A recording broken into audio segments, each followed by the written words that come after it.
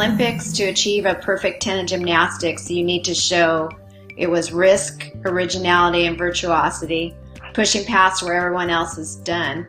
Yeah. And so can you briefly explain what that means and, Sure. and how they can make and break a performance?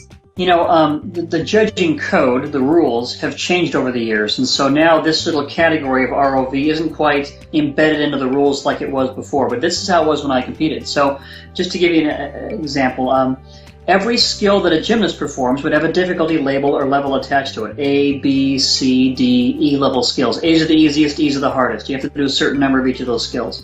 And yet if I were to perform my routine perfectly with all the right skills, the highest score I could get then was a 9.4. And yet, of course, the standard or the goal is the perfect 10. The way that we got the last 0.6 of a point was through fulfilling this other judging category called ROV, risk, originality, and virtuosity. So I got 0.2 of a point more for doing something that's considered risky, and we already talked about that. Maybe not dangerous, but it's difficult to perform successfully in a competition. I got 0.2 of a point for being original, innovative, creative, do something new, maybe something that no one else has ever done before. And then finally I got 0.2 of a point for showing virtuosity, which means to do something to the ultimate. Maybe doing something that everybody else can do, but you do it better. More artistry, more extension, more amplitude. So the judge then looks at the skill and says, well, I've seen it done before, but not like that. I like the way he does that. So those little categories were kind of embedded into the scoring system.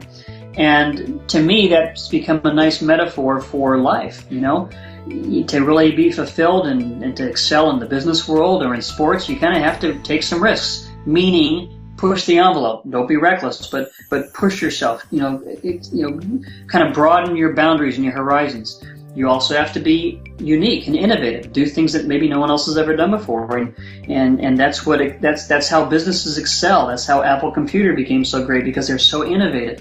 And then there's virtuosity, which maybe you do things everybody else does, but you do it better.